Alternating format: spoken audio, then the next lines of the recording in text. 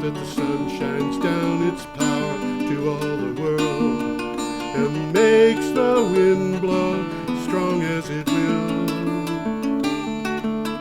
So lovely earth can stay lovely still. Hello, ladies and gentlemen. This is Energy Week with George Harvey and the famous Tom Fennell. In the flesh. In the flesh. We always start the same way. We're very predictable here. The subject matter. We're scripted. The whole show is scripted. The whole show is scripted, ladies and gentlemen. But that doesn't mean you can't believe it. Every day I get up early. Today I got up late. I got up actually at about 4:15. Oh my but God. Usually I'm up earlier than that. I spend usually about 4 o'clock until about 9 o'clock. Aside from half an hour of having breakfast, I spend my time searching the news, looking for whatever I can find on energy and climate change. And I have a number of things that I look for, anything that relates to nuclear power, anything that relates to wind power, anything that relates to solar power, good or bad, either way.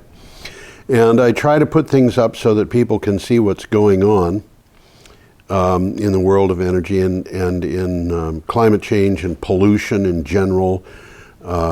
And I find the 10 to 15 articles that I think are the most interesting, get a synopsis of each in about 50 words with a link to the original source and post those on a daily blog. I've done that. By the way, June 2nd was the 5th anniversary.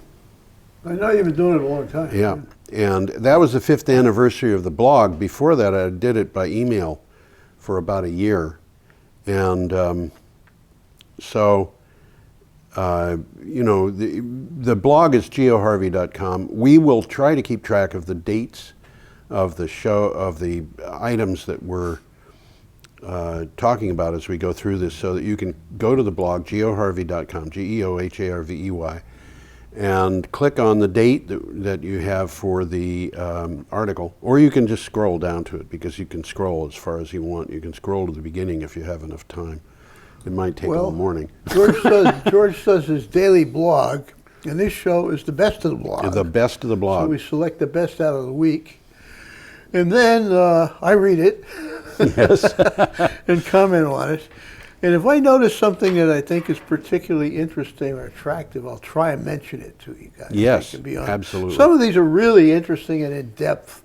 My God, we could do the whole show on just one of these. Article. We could do an entire show on the first article here, and it's not even.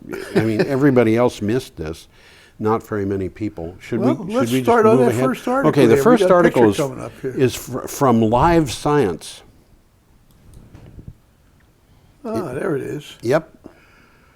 That is a Climeworks carbon dioxide facility, which we'll find out in a little bit. And the headline says, global warming gas can now be extracted from air and resold. And sold. My golly. The world's first commercial facility that extracts carbon dioxide from the air and resells it for commercial purposes has opened in Switzerland. The carbon dioxide will be sold and used to grow lettuce. This technology could help cut 1% of global fossil fuel emissions by 2025, according to Climeworks, the system's developer.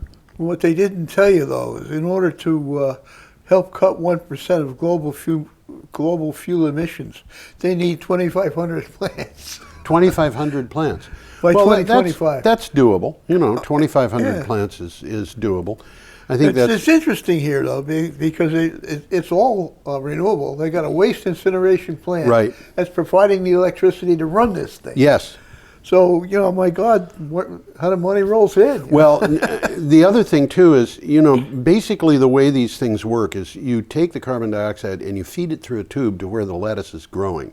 So each plant is getting enriched carbon dioxide coming to it. It's that fine-tuned, huh? Yes, and there's so they're blowing CO2 right on the lettuce. Right on the lettuce, and the lettuce loves that. I'll bet. This is the kind of thing that you could, if you took a normal New York City parking garage, which of course nobody's going to want anymore, because who's going to be parking cars when we aren't driving cars? But you take a normal New York City parking garage, how many acres of lettuce do you think you could grow in such a place? And it doesn't have to be lettuce. And in fact, if you can get CO2 out of the air, you don't have to just give it to plants. You can use it as feedstock for chemical reactions that will make plastics or Well, whatever we're going you to want. talk about that later on. Yes. But this company themselves is also playing with that. Yes. They work with Audi to try and Yes. come up with some fuel. Yeah. And we'll touch base on that almost the very last thing that we talked Yep. about today. But that's interesting too. I mean, we've got a lot of opportunities. I had forgotten about the 2,500. The idea that 2,500 of these things would do 1% of the carbon dioxide is kind of stunning when you think about it. It's 250,000. 250. 10 times 2,500. Oh, 10 times 2,500. Okay, I missed it. Maybe I got it wrong. I don't know. Well, whatever it is, you can look it up at geoharvey.com and find out which one of us is right. Maybe Good we're point. both wrong. Good point. Anyway, our next item is from the BBC. Well, we're going to hear more on this one. This is an interesting This one. is- Exxon shareholders back historic vote on climate. We're going to be talking about several aspects of this today. This is really kind of stunning to me. Shareholders of ExxonMobil have backed a motion requiring the company to assess the risks from climate change. The plan, proposed by investors, including the Church of England, and there's a lot of other organizations that were involved in this, was supported by over 62% of those eligible to vote. Exxon will now have to consider how global efforts to mitigate climate change will impact its business. Well, the inference here, it's not been proven, so we have to say assumed. Mm-hmm. But apparently they have been accused, let's call it that way, Yes. of concealing information from the shareholders. Yes. And when the company first realized that human emissions of carbon were driving up global temperatures. And how important those emissions were. And we will get to whether that. or not it would cost the company money. Yes. And they're telling the shareholders. They're not telling the shareholders this. Yes. Well, so that's why the shareholders are quite upset. Yep. We reported, I think it was about a year ago, that it was a little over a year ago, that ExxonMobil had said, the leadership of ExxonMobil had said, don't worry, folks. We don't have to worry about Don't climate worry, change. be happy. Yeah, don't worry about it. We're not going to have any stranded assets. And about 3 months later, they announced that they were going to lose stranded assets amounting to, what was the figure? A billion? I don't remember. 2 billion barrels of oil or something It like that. will come out because these guys are under investigation now. It's serious. And one of the people is Rex Tillerson, who is the U.S. Secretary of State appointed by Donald Trump. Yeah. Well, you would expect Donald Trump to be more careful, wouldn't you? You might. Yes, Well, but we will be hearing more about this later on in the show. we will hear about this for a while, I think. Oh, but yeah. Not just this show, but others. Okay, our next item. This is an interesting one. From- 2045 deadline for 100% green energy clears the California Senate. This is from But this isn't a law yet, but they're No. moving. They're moving. This is from Courthouse News Service. California took a potentially important step closer toward clean energy when the state Senate passed a bill mandating 100% renewable energy by 2045. Lawmakers voted 25 to 13 to pass SB 100, and it now heads to the Assembly. In recent years, several gas-fired and nuclear plants have shut down due to lack of demand. I wonder why. Well, they're just running more efficiently. But you know, the demand's going to go up. It will go Ultimately, up it will, yeah. because they're going to switch to electric cars. They're going to switch to electric heat. They're going to switch to electric for a lot of things. There's going to be a lot of. It's going to be a lot of things. Yeah. Okay. There's a little takeaway here, or buried in here. This SB 100 is addressing the problem, but it's also addressing the problem that we talked about last week about minority communities. Yes. And as we mentioned, the cost of electricity is a much greater burden on low-income people. Right. It's just a bigger part of the pie for them. Yeah, which is why trickle-up economics would work so well. Yeah. Okay. We are up to Friday, June 2nd. Oh, we got a nice picture here. And we have a picture from the Rock Yacht Post. Oh, goodness gracious, what a picture. I can't get it up. Yes, you can. You know how. There it is. There it is. By golly. Look at it's that. Donald Trump. Doesn't he look angelic? Angelic. He looks. He looks like something out of Greek mythology. He really does. You know. He looks mean as blazes. Well, the article here is another one you're going to be hearing more about. Yes. China likely to lead climate initiatives as Trump quits global pact. It is not hard to imagine Chinese President Xi Jinping, and I have pronounced that wrong. I Sorry, think they folks. pronounce it she. Xi? Yeah, Okay. like she's going down the street. Okay. I don't know how to pronounce It's a little bit different Chinese. she. Yeah, I don't know how to pronounce Chinese Chinese. she. Yeah. It's hard to imagine President Xi Jinping having a wry smile. It is not hard to imagine this person having What's a wry smile? A wry smile. That's the smile that you get. Like rye bread. I was thinking of rye whiskey, maybe. But anyway, at both the decision by Donald Trump to pull out the U.S. out of the Paris Climate Accord and the global reaction, Xi is now free to accept the mantle of global leadership on climate action, and you better believe the Chinese are taking that and running with it. They are. They definitely are. No question about it. Little takeaway at the bottom of this article. Much like the British vote to leave the EU, the true cost of Trump's decision will only become apparent once it's too late. Yeah. Interesting. It's apparent to some of us already. That's the full cost will only become apparent. The cost will become apparent before it's too late. Well, what we will be talking about later about how much some of these costs are. I mean, it's going to affect American manufacturing. American businesses, with the exception of those in the coal industry and some, but not all, of those in the oil and gas industry, seem to be objecting. There's almost nobody outside of those two industries that... Well, that's the next article we're going to talk about. Oh, yes, of course. Should we go on to it? Yeah. Okay, go ahead. Trump climate deal pullout, the global reaction. This is from the BBC. President Donald Trump's announcement that the U.S. is withdrawing from the 2015 Paris Climate Agreement has drawn strong reaction from the very supporters and from very few supporters and a great many opponents inside America and around the world. And this article is statements from members of both groups.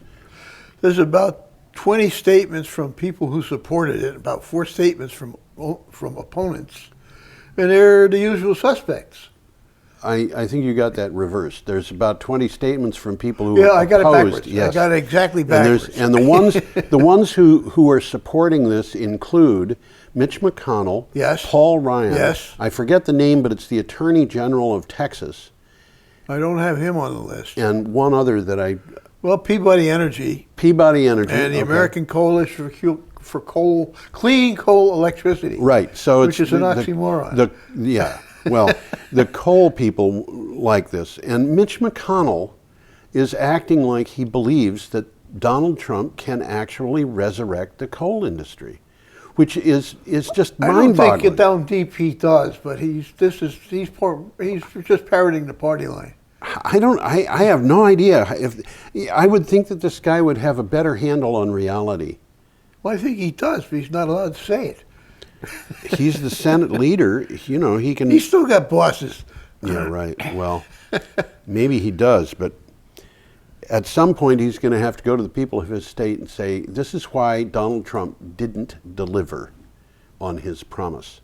At some point, yeah. And when he does that, he's got 2 choices. He can either go down with Donald Trump, or he can come out.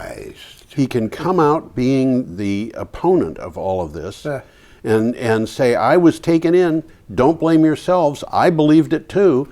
And when that happens, you know, I really kind of think we're heading for a situation in Washington, D.C. that admittedly probably won't have guillotines in places where women knitting can laugh while people are having their heads cut off. But I think that we're heading toward something like that could be happening. A big revenge event. Yeah, something like that could very well be happening. Not going to be pretty. It doesn't get better on a daily basis. No, it gets worse. And, speaking of worse, let's see what one of the effects of global warming here is. We've got a nice picture coming up. a picture. We do? Yeah. Oh, you're talking about sunny day flooding in Florida, but we're not ready for that yet. What's the next item on the... Oh, you know what? Sunny day flooding in Florida. There he is. Oh, okay. Anybody who doesn't understand this really should take a look at it. This is from the BBC. Well, what's going on there? Explain what's going on. Well, I was going to do it after you read the thing, and I'll read the headline. Yeah. Paris climate deal, U.S. firms criticize Trump move. Okay. General Electric, Facebook, Goldman Sachs, Walt Disney, and other corporate giants, a slew of them, condemned the move to take the United States out of the Paris Climate Agreement.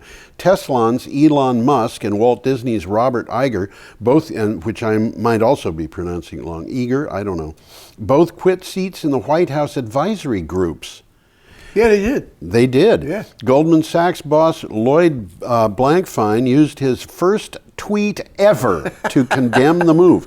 Now, okay, what does that have to do with sunny day flooding in Miami? I want you to notice this flood that you see here is happening on a sunny day. There's no rain causing this. Right. This is salt water that is happening at what are called king tides. Spring tides. Particularly high tides. Particularly high Which tides. happen what, about once a month? Twice a month. Twice they a happen month. when the moon is full. They happen when the moon is new. Okay. When the moon and the sun and the earth are all lined up in a row, you have the highest tides and the lowest tides also. And when the roads in Miami were built, they didn't anticipate tides being this high. No, they didn't. And so the roads were built so that they'd be a couple of inches higher than the highest high tides outside of storm events.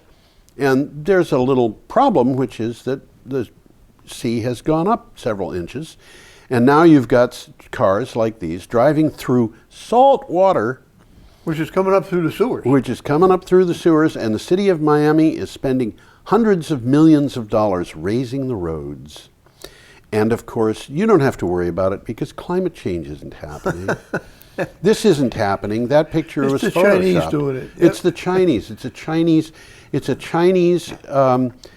a Chinese hoax, which is why if you look at the stop sign very carefully, you'll see that there's vandalism that's been done to it. Right below the word stop, it's in Chinese. But of course, it's faded so much that you can't see Looks that. like Arabic to me. Is it? By golly, maybe it's a mix of both. On the other hand, it's kind of faded. Yeah, it's kind of faded. On the other hand, maybe it's English in China and climate change is real. What do you think? Is it possible? We've got crazy people running the country. Well, one of the takeaways from this article is that a lot of corporations are expressing their disappointment. Disappointment? Well, that's the polite word. Polite word. Man, basically, business in the United States is against this withdrawal, with the exception of the businesses that are allied with the Koch brothers. Basically, yeah. And those businesses are the ones that put... They're looking at the writing on the wall. They're saying it's going to hurt us. Almost $1 billion into the last election, which was legal because of Citizens United. Yeah, we got a nice... We have a Congress. Nice system we there. have a White House. Money is speech. They have purchased the White House and the Congress. We have what is, I believe, undeniably the most corrupt administration ever in the United States. And I will admit that there were other administrations that were more foolish in other countries. For example, Brazil. Ivalo the Turnip, who was the king of Bulgaria at one time. Oh, I don't know anything What about kind him. of person do you suppose Ivalo the Turnip was? Was it a human or was it a turnip? No, he was called, you hear about Richard the Lionhearted. Yeah. This guy was Ivalo the Turnip. He didn't last. Vlad the Impaler. Vlad the Impaler. No, Ivalo the Turnip didn't last because he wasn't very smart about how he dealt with Bulgaria once he became king. Okay, should we move on? Yeah, moving on. This is a little bit closer to home. It affects everybody. This is from Newsy. The U.S. could prevent a lot of deaths by switching from coal to solar. Changing from coal to solar energy could prevent over 51,000 premature deaths per year, a study from Michigan Technological University suggests. About 200,000 people die each year from air pollution in the U.S., and 52,000 of those deaths are from power generation. The eastern U.S. and the Midwest have the most danger due to coal pollution. Well, the coal-burning plants on the Ohio River have very high stacks. Yes. That gas doesn't go into Ohio. It gets blown this way. It winds up in Vermont. Yeah, just like the prevailing winds blow it this way. The chemtrails you see up in the air is not the government dumping things into Vermont. It's the government dumping things into the middle of the Atlantic Ocean. Oh, by the way, if you want to do something interesting, you can look at chemtrails coming from Europe, and they come from like the vicinity of London or Paris, and then they go all the way across the North Atlantic to places like Boston and New York City. Going the opposite direction of? Oh, they go the other way too. Oh, okay. Yeah. You can see them coming in from the sea, going to the airports. That's interesting. Another one that's interesting is if you look up contrails at Wikimedia Commons, you can get some really interesting pictures of trails coming from military aircraft during the Second World War. Uh-huh. Those guys in those planes did not want to be tracked. They didn't want to be seen from 10 miles away. Yeah, right. Those were contrails. They were unavoidable. Okay. It's just weather conditions. Yeah. Under certain weather conditions, the fog doesn't go away. Yeah.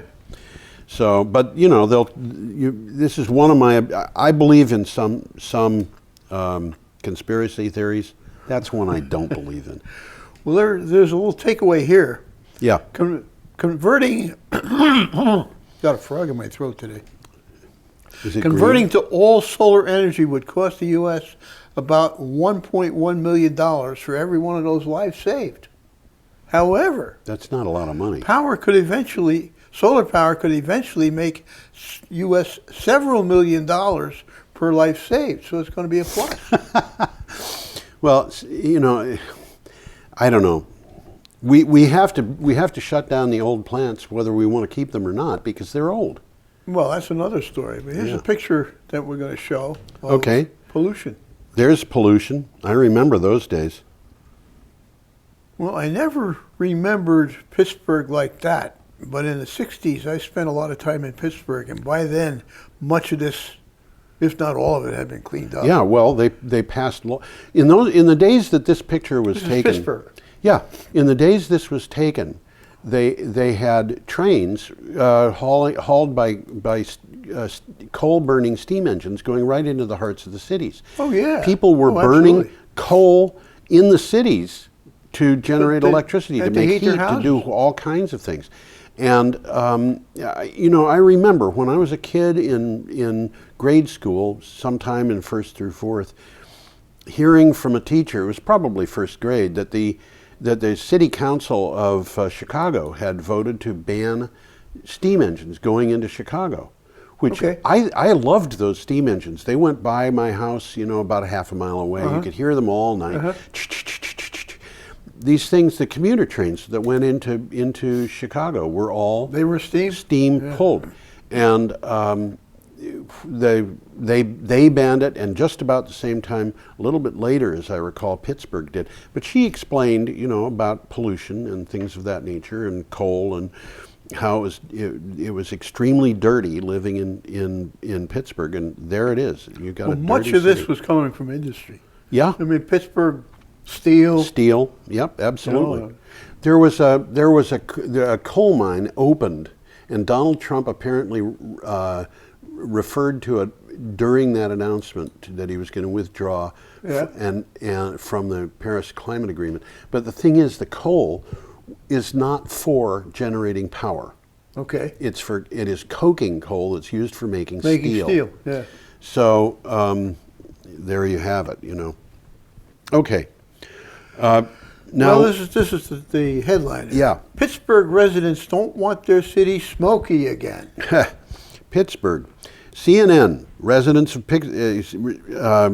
in Pittsburgh say it's ironic that President Donald Trump name-dropped their city during his announcement that the United States was pulling out of the Global Climate Accord. After all, it's stricter environmental regulations and clean energy policies that transformed their once smoky city into a beautiful place to live. Would you want to live in a place like Pittsburgh as it is in that picture? I mean, it's appalling. But bring it back up again. Bring it up again. The problem with, and this I think it shows a very clear problem with this. I'm going to call it a lie. It's a lie that a free market economy is going to self-regulate. Who is going to prevent that from happening? Is a utility going to do it? Whose bottom line is, its corporate charter says that the bottom line is making money for the shareholders? And the steel plants weren't going to do anything. No, absolutely. The only way you can get that taken care of, that I know of, is through regulation, and the lack of regulation is anti-democratic. It is un-American. This is something that should be, and honestly, I believe it will be, the subject of investigations in the Congress, in which they're going to go after people who are un-American in just the same way that they did during the Army McCarthy hearings. And for exactly the same reason. Little takeaway here, the air was so bad in the 1940s that Pittsburgh had to have their streetlights on 24 hours. Yeah. That's sad. Whoa. Okay. Our next item is also from CNN. Well, the AGs, and you're going to tell us what the AGs are, set to fight Trump over climate. Democratic state attorneys general, the same group that beat back President Donald Trump's travel ban in court, are now turning their eyes to climate and environmental issues. As Trump announced the U.S. Exit from the Paris Climate Accord, several attorneys general had already begun discussing strategies to battle the administration, and they're going to do it. Well, there's 3 states here where they apparently have banded together and formed an organization to do it. Pennsylvania, Connecticut, and Massachusetts. The attorneys general they're hot to trot. They're going to go. They're going New York is, I believe, involved in this too. Well, it's not the attorney general. It's the governor. Well, I believe the attorney general of New York is involved with this. Yes. Yeah. And California governor is involved. Yes. Very heavily. And now we've got other things going along too. Okay, and that comes up. We'll get to that later. Anything else on this one, Tom? Well, we're going to be talking about this kind of stuff. We are indeed. Several times before this show's over. Yep. Our next item is from Newsday. Okay, New York seeks bid. I'm going to put us up here. That's a good idea. Yeah. We're so New York seeks bid for $1.5 billion in clean energy projects. That's a lot of projects. Yes, it is. New York bids. Yeah. So they got the money already. Well, they're planning on having the money at least. Yeah, they're planning on having the money. New York State will seek bids for clean energy projects valued at up to $1.5 billion in a move the Cuomo administration says is aimed at expanding the state's green energy economy after President Trump pulled out of the Paris Climate Accord. The state expects the investments to result in 40,000 clean energy jobs by 2020. And you know, that figure is interesting because it's a little bit more than half of the number of coal mining jobs there are in the entire United States. Yeah. So there you have it, folks. Okay. That was Saturday, June 3rd. Now we're up to Sunday, June 4th. June 4th. We got a picture coming up here. We do indeed. We don't see pictures from this altitude on this show very often. Now, that's a satellite that measures sea ice. Yes. And that's what this article is about. It is indeed. As Arctic sea ice shows a record decline, scientists prepared to go blind. Well, this tells you how confident the Trump administration and the people in Washington who say climate change is not happening, how confident they are that it is not happening. They don't want anybody to They don't want anybody to be able to see what's happening. And that is very clear. In March 2017, when Arctic sea ice is typically at its maximum winter extent, circling U.S. satellites recorded an extent of just 5.57 million square miles. Sounds like a lot, but it isn't. The lowest maximum in the record's 38-year history. Now, due to budget cuts, the 38-year continuous U.S. Arctic satellite monitoring system is about to end, leaving scientists blind. Now, So they're just cutting the money. I've got a question about this. Yeah. Are they going to bring the satellite down? No, So they're just going to leave it circling. it's just not going to be working It's going to be anymore. powered. It's just not. Nobody's going to be allowed to look at what it's doing. Basically, yeah. Basically, yeah. Which tells you about how honest, this belief in climate change is not happening. Obfuscation there, huh? A little obfuscation, perfect word. This, by the way, this is a very long and very informative article if you want to look into it. Yes, indeed. And there's a bunch of pictures of the sea ice that are kind of Yes. scary. Yes. I wanted to have a picture of a satellite, though, instead of sea ice. We see a lot of sea ice. We don't see satellites. Well, just one picture of the sea ice isn't telling the story. You got to see a sequence. Yes, and the other thing, of course, is, as I said, we see sea ice on this show quite a lot. So Yeah, we do. Okay, still on Sunday. I'm What just was trying to Sunday? think. June Trying to see, is there 4th. anything else we should talk about? Oh, okay. Well, yeah, this is the other thing that they're talking about. Sea ice extent, while important, is not the only critical measure of sea ice health. Yes. Scientists also use satellites and airplanes to monitor the ice thickness to determine the degree to which the Arctic ice cap is growing or shrinking, And which has vast implications for and global they climate. also are interested in how old the ice is. Yeah. And that's And these- all involved These in. satellites are able to tell them all of that. And maybe I should mention this. One of the really important things about this is that the sea ice in the Arctic and Antarctic regions reflect light back into space. So if it melts, The oceans pick up the heat Yeah, that it would gets warmer. otherwise go Yes. into space, and it speeds up climate change. Yeah. So we're in a. it's a win-win situation. If we stop it, yeah, it's a win-win situation. If we don't stop it, it's a lose-lose situation.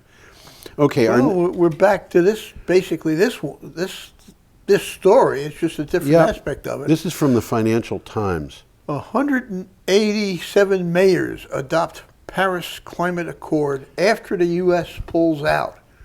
Now, this is interesting because there's a couple of organizations that are doing this. One of them is the U.S. Climate Alliance, and there's another one called We Are Still In. We'll mention that one a little bit later. Yep. U.S. states absolutely. accounting for almost 30% of the gross national domestic product have pledged to meet the country's commitments in the Paris Climate Agreement by joining the U.S. Climate Alliance. The mayors of 187 U.S. cities, and by the way, this has grown since, with a population of 52 million, have also agreed to commit to uphold the Paris Agreement goals. And by the way, Vermont is one of the states that has a Republican governor who has committed to being in this particular organization. So, and the other one that has committed, another Republican governor who is committed, is Charlie Parker of Massachusetts. Okay. And there are other ones also, Well, this list is going to be growing. It's grown. It's is grown since this article came out. I got a note here to myself. It's not going to stop at 187. Oh no, we got well over 187 already. Okay, our next item is from the Buffalo News. Oh, we got a picture here. We too. have a picture here too. Nice house. Well, it's nice, except the roof is kind of uninteresting. If it had a slate roof, it would be less kind of regular. Well, when we find out what the roof is, they actually have a version of it that looks like slate. They do. That's a very interesting point. Good start for solar roofs. Bodes well for the Buffalo, New York plant. Tesla's solar roof is off to a good start, and that bodes well for the sprawling solar panel factory that the company plans to open in Buffalo later this year. Less than a month after the company started taking orders for their solar roof tiles, Tesla executives told analysts that the new product is already sold out well into 2018. They're talking about 3,000 jobs, which includes the suppliers, but 3,000 jobs in New York State developing. In New York State, that's right. And the roof costs about 40 grand. Well, And these you're are going to save, they say, $12,000 over 30 years. well. One thing to point out here is, first of all, this is a roof. Second of all, It's a roof. It works as a roof. It works as a It roof. keeps the rain out of your house. It keeps the rain out of your house. It is a solar roof, which means that it produces It's electricity. generating power for you. And if you look in the picture, I'm going to bring it up again. Yeah. Now, there's a car over in a corner. Yep. And it's got a Tesla firewall. Tesla battery on the wall. Battery on it. Yeah, it is. I think that's a Tesla car, as a matter of fact. Why wouldn't it be? Well, what else would it be? That's, yeah. But I mean, this is not something that you say, we replaced our roof 3 years ago, maybe we should get one of these. This is something to replace your current roof with. My daughter replaced a roof in Brattleboro. Oh, did she? Several years ago, and it cost $25,000. Now, this So particular... $40,000 isn't crazy. No. And this particular roof is said to be significantly longer lasting than most roofs. I would imagine. The surface is going to be basically glass. It's glass. That's exactly right. It's a very tough glass. Yeah. You know, it's not going to be broken just because some seagull drops a clamshell on it. I bet they've tested that. I had a car when I worked at one time near the sea, and I had a car that had a very weird shaped dent in the hood. And a few days later, I was looking out the window of my office in the direction of the parking lot, and I realized the seagulls were carrying clams way up into the air and dropping them so they could open the Dumb animals. Anyway, we're up to Monday, June 5th. We got a picture coming up. Oh, we do indeed, yes. This is a really interesting picture. It is that. Yeah. It is that. That is a fish farm. That is. But the fish farm is covered with solar panels, Yeah. which have nothing to do with raising fish, unless they're using the energy generated to can the damn things. Well, I think fish farms have use energy for like distributing food and things like that to the fish, obviously. But these solar panels are producing electricity commercially. They're putting it on the selling grid. that power, and they're more efficient because they're cooled by the water. That's an interesting point. We've actually brought that up a number of times in the past. But you could raise sheep under solar panels. It's done all the time in the Not these. Not these. No, it's done all the time in the UK. You could raise poultry under solar panels. I have not seen that done, but it is something that's theoretically possible. Goats aren't a good idea, though. Goats are not a good idea. I think you could do cattle, but you'd have to have those going up rather They'd be high. Yeah. Anyway, there it is. Did I read this? Oh, no, I didn't. No. China steps up clean energy. China? I China. can't even say it. China. Hello. China steps up clean energy generation efforts. China already has the world's largest clean energy capacity, and in 2015, the country's investment in clean energy exceeded $100 billion, accounting for 1/3 of the world's total, according to the International Renewable Energy Agency. More investment is still pouring in. This is from Global Times. And it's disturbing to me to hear that China is outstripping the United States in investment in a product like solar power panels or investment in renewable energy installations.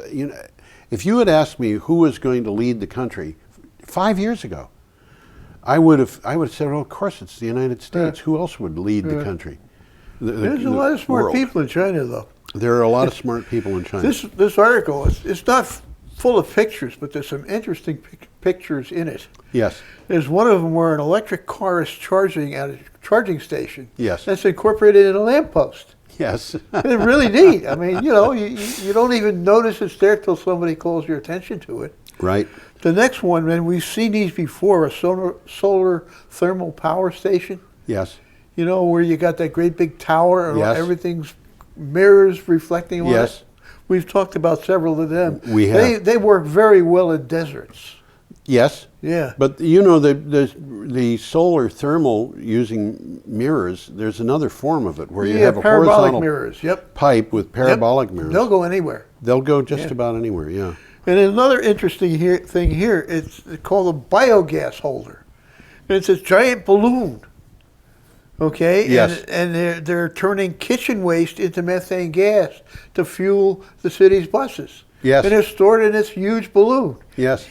I have Very read. interesting pictures. Yep. I have read that somewhere between a million, in different sources they say different things, but between 1 million and 5 million households in China have methane generators that they And put they're their using kitchen the waste methane into. themselves. And they use the methane for cooking.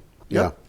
Yeah. Okay. Our next item is from Power Technology. Well, this one reflects the first item we talked about. Yes. Solar fuels. Materials breakthrough could open a new chapter. An unprecedented number of solar fuels have been identified thanks to the combined efforts of researchers from Caltech and Berkeley Lab. Solar fuels are chemical fuels produced using the sun. Researcher John Gregoire, I don't know how to pronounce That's it. good. I'll go for explained, quote, solar fuels technology will provide us clean fuels just as solar cells provided clean electricity, end quote. Well, I was very intrigued by this article. Yes. And I looked into it. I looked into it a couple of the referenced sources. Mm-hmm. And you all remember in high school or thereabouts, chemistry or physics, the instructor did some electrolysis of water. Yes. He had a couple of test tubes, and one of them filled up with hydrogen, the other one filled up with oxygen.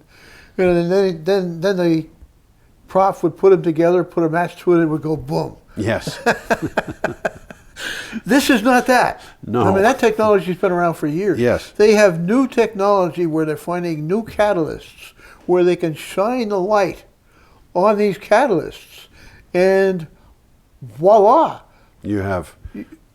you're getting liquids, you're getting Yeah. fuels. Yeah. This is very far advanced. It's very far advanced, but It's you not know, there yet. Yeah. We're talking a couple of years from now, but they're moving. the business of extracting hydrogen from water and the oxygen is a byproduct. That's easy. That's easy. Extracting, it takes a little power, but it's getting takes better power, because yeah. they're getting catalysts in that. The business of extracting carbon dioxide from water is easy. And one of the things that came out 7 years ago, U.S. Navy said that it was making aviation fuel at sea on aircraft carriers at a we cost talked of about this. $6 per gallon, Yeah. which is $2 a gallon less than it costs to deliver aviation fuel to aircraft carriers. Well, there aren't any gas stations out there. No, and they said that 200 megawatts of nuclear reactor power, and they've got typically 2 nuclear reactors on an aircraft carrier, and they don't use both of them at the same time because they don't need that much power, but they have to keep both of them hot. Yeah, yeah. Because- so while one of them is sort of relaxing, they're putting it to good use. But it's relaxing in a hot state, Oh, yeah, so that they can yeah.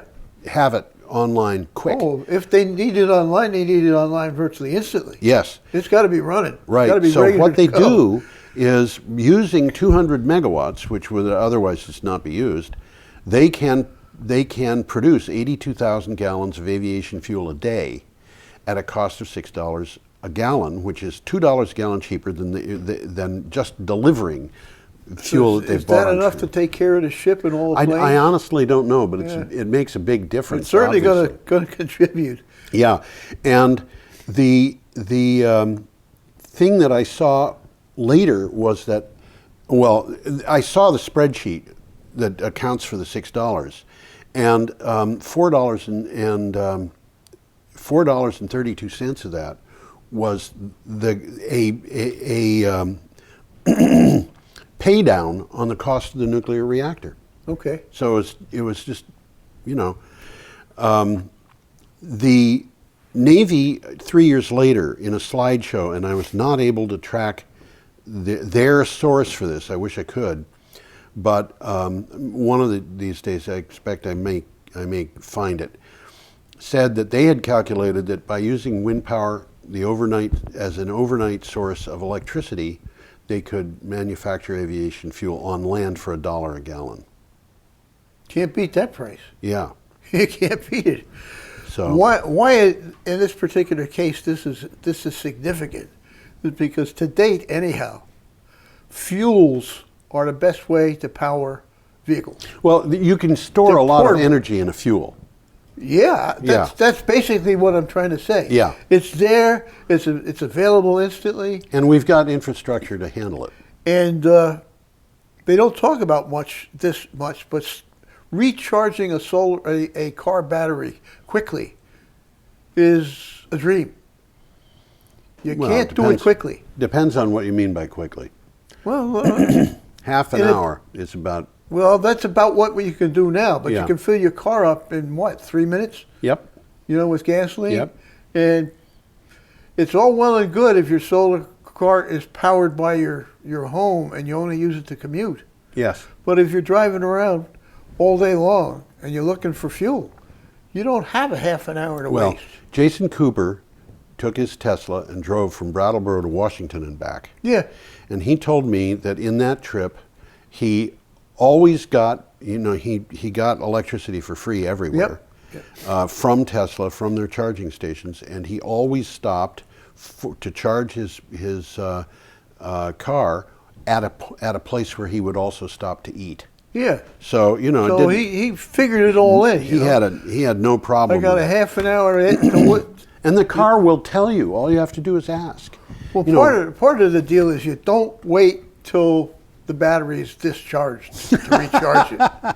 No, you don't want to do with that. With my car, I fill it up when the tank is empty. Yes. But with a electric car, you want to fill it up as frequently as you can. Well, as I said, the Tesla tells you where the stop is that you would want to go to. Oh yeah, they got it all mapped out. They've got it mapped out. They got it figured out. We should probably go on. I think we shall. Well, we could. Okay. And the next one is from the Japan Times. Perry, who's he? I don't know. Perry reassures Japan on U.S. commitment to clean energy despite the Paris Accord exit. Is this Commodore Perry? Huh? Commodore Perry? No, it's not. I was thinking that too. I wonder if Were you? they're related. Who knows? Who knows? U.S. Energy Secretary Rick Perry assured Japan that the United States is committed to tackling environmental issues and promoting clean energy, even though it is leaving the Paris Climate Accord. Perry told Japanese counterpart Hiroshige Seiko in Tokyo that the U.S. commitment to environmental issues remains unchanged. I'm skeptical. Well, what this tells me is the administration doesn't know what it's doing yet. Well, that's one interpretation. Yeah. I just think he's lying. Oh, well, that's another interpretation. Should we pass on from I think this? we can. All right, we're up to Tuesday, June 6th, and we have a picture here. Another picture of an offshore wind farm. Yeah, just another boring picture. Sorry, folks. We could do better. Some of these are really quite beautiful with Some the of them sunsets are. in them. Yeah. This is about a power trio. Yes. Power trio join hands. Natural Power, Fred Olson Wind Carrier, and Subsea Partner have joined forces to offer an offshore wind turbine inspection service that aims to reduce downtime. Partners will officially launch the service at Offshore Wind Energy 2017 event in London. It will allow clients to choose from a list of inspection services under one contract. And the reason I included this is because it kind of shows you that the offshore wind industry is maturing. Yeah, so firms are forming to do the servicing that needs to be done. Right. Or at least in this case, to inform the owner when the servicing needs to be done. Right. This article is from Renews, and anything that we have that comes from Renews is going to be a very short article. Yeah, right. Unfortunately, but it does tell you that the offshore wind is a growing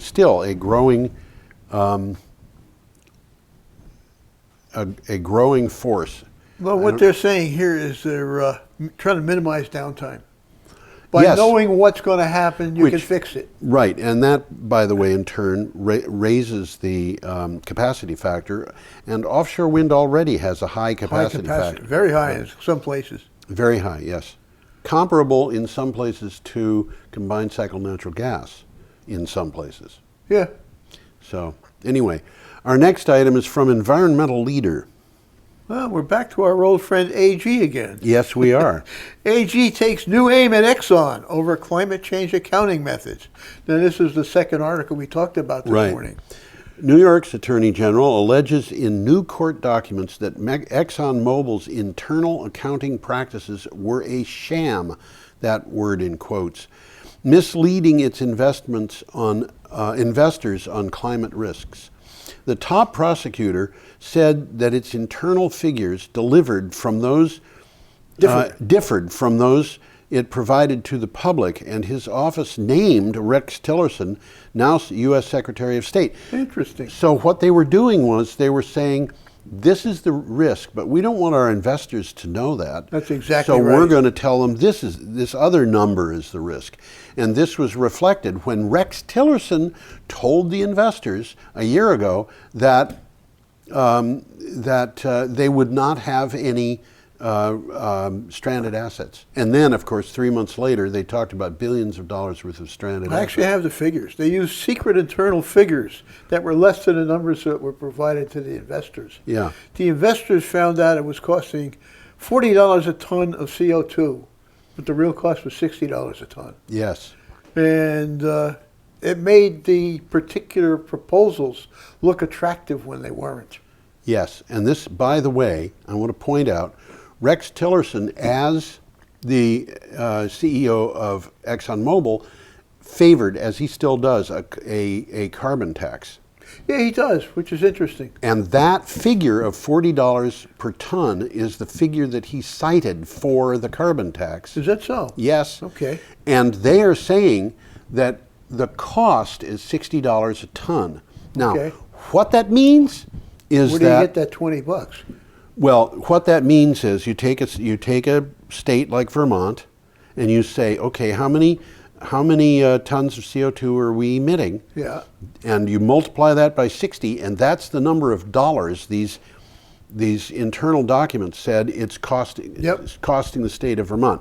I should have done my homework and found out how many tons Vermont emits. But just to give you an idea, a gallon of gasoline emits 22 pounds of carbon dioxide. Okay. Which is a good deal more than the gallon of gasoline weighs, by the way. That will weigh about 6.5 pounds. Is it really? Oh, yeah. Well, if you think about it, you take methane. You're adding oxygen to you're adding oxygen. CO2. And that weighs something. CO2, the molecular weight of CO2 is 38. But is 48. But 32 of that 48, which is well over half, is oxygen that has been taken from the air. Only about 12 or 13 is going to be the carbon. And so when you burn gasoline, you are consuming a lot of oxygen from the air and locking it up in carbon dioxide molecules that go into the air. And so, okay, what's a ton of CO2? Well, 2,200 pounds is the amount that you would get from 100 gallons of gasoline. Okay. How long does it take your car? How much does 100 gallons of gasoline cost?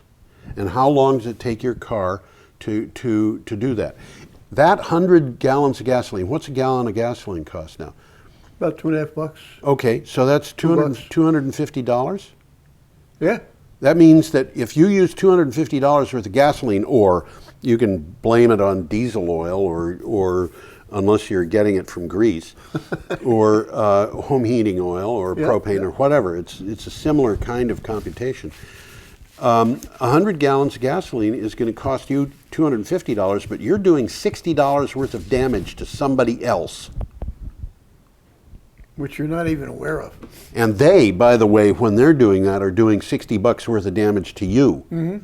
So the amount of money for the state of Vermont, I'm not altogether sure, but my guess is it's probably $700 million a year, which is about $1,000 per person. That's probably accurate.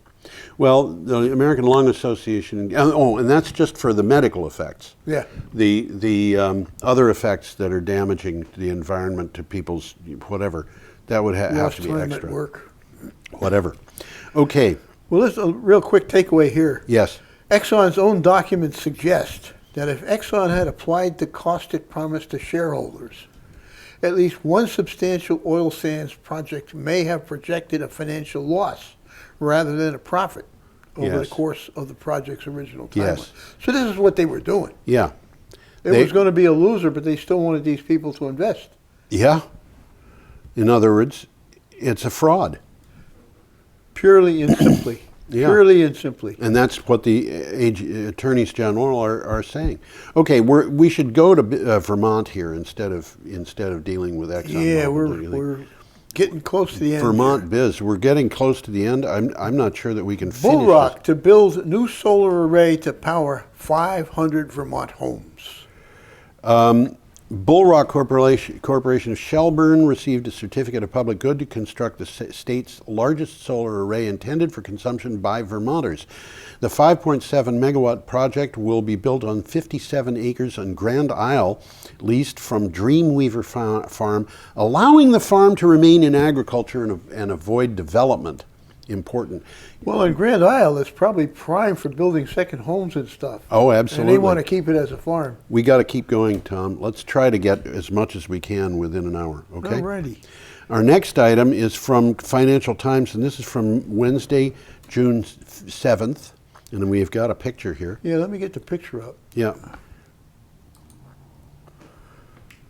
And the picture is Chinese workers checking PV modules. But it has nothing to do with the article. Right. Which says retired military officers warn U.S. falling behind on advanced energy. The U.S. is falling behind other countries in advanced energy technologies, threatening national security and undermining its global influence. Former generals and admirals of the U.S. military warn. The military officers' conclusions follow warnings from businesses about the decision to withdraw from the Paris Agreement. Now, I think, could we stop that and just go to the next item so that we can get it in? Yeah, I think we can. All right. Our next one is from an organization called Fast Company. Trump or no Trump, America's mayors and governors have a post-Paris plan to save the climate. And this is the one we were talking about before. We are still in. We Are Still In is a group of 125 mayors, 9 governors, 183 university presidents, and 902 businesses, including Apple, Google, IKEA, and Target. The group issued a declaration that they will continue to support climate action. Many leaders believe that it will be possible to meet the U.S. original pledge to reduce emissions despite Donald Trump. And should we talk about this or go to the next item? Well, let's get to the last one. Okay. The next one's the last one, so let's get the next one is coming from the New York Times. It's also interesting. Yes. Renewable energy push is strongest in the reddest states. Reddest states. This is the most Republican states. 2 years ago, Kansas repealed a law that would require 20% of the state's electric power to come from renewable sources by 2020. But by the time the law was scrapped, that target had already been reached. How about that? How about that? Last year, Kansas generated more than 30% of its power from wind. So they've gone 50% over the goal they had for 2020. Well, they're realizing it makes good economic sense. They have a lot of wind in Kansas. They have a lot of wind, and people in Kansas love wind power. They do. They do. They really do. Well, the article says that Kansas alone, in theory, could supply a majority of the nation's electricity using wind turbines. Isn't that amazing? That's just one state. Yeah.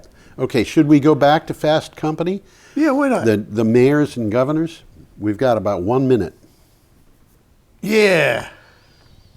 Well, we've got a lot of people here who are getting very upset at Donald Trump, but the interesting thing to me about this is they're going to be working extra hard to destroy the profits of the Koch brothers. That's interesting. Well, what's happening here is groups of officials from around the country Yep, have seen what's going on. yep. And they said, this is crazy. This is So crazy. they're getting together to stop it. Yes, they're getting together to stop it. They are getting together to do what any good conservative would do, and that is save money and save the environment. Folks, we hope you have a great week. See you next time. Still